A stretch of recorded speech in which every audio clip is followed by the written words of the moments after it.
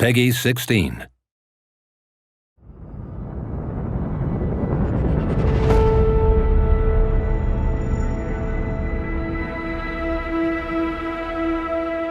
So what's really unique about Odyssey in the Elite Dangerous universe is that for the very first time we're going to allow people to set foot on the planets and in spaceports and explore the world in this new perspective. We've tried to maintain what we felt was a core part of Elite, which is freedom of choice. And we really embraced that with Odyssey and have transposed all of those careers back down onto an on-foot experience. So when you're picking your base suit in Odyssey, you're really picking it based on the career and activities that you want to undertake.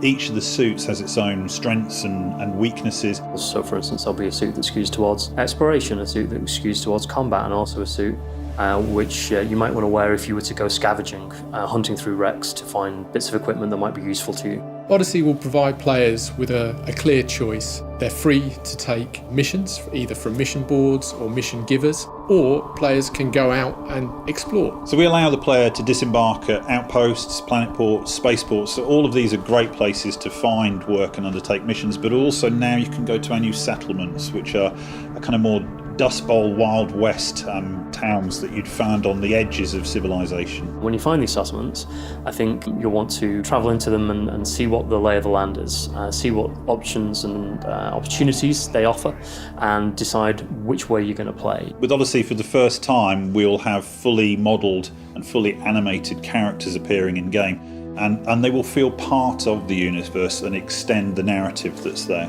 They will be moving through these spaces, you'll be able to interact with them, some of them will speak to you, so we've had to work on getting those performances right.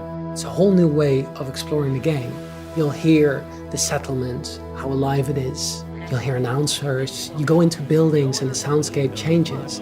It's the very first time that you're experiencing the sound of Elite Dangerous, not inside a ship or inside a little vehicle, but inside a body. Meeting people who you can relate to in places is the way you can feel grounded in this quite fantastical universe. And there's going to be a lot of players transferring from the main game who have never experienced this before but will understand how it feels to be in that universe. All of the NPCs that you encounter in Odyssey are all generated as part of the background sim. So if I go to a port or a settlement, the NPCs that I'm going to find there will be affiliated with the faction that owns that settlement.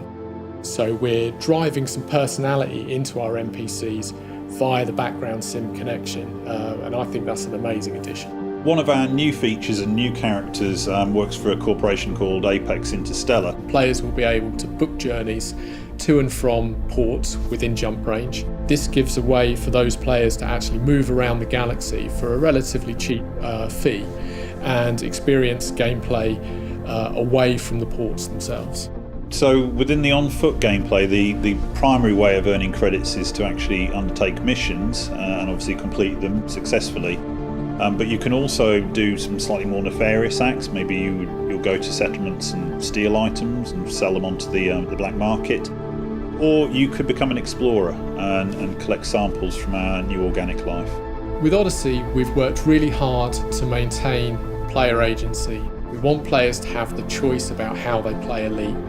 If players want to continue in their ship gameplay, absolutely. If they want to engage in on-foot gameplay, perfect. If they want to do both, even better. And that really has always been at the heart of Elite. It's not the game we're telling you how to play, it's the game that you are creating your own story in. We're really looking forward to seeing how our players take that story forward and how they develop it.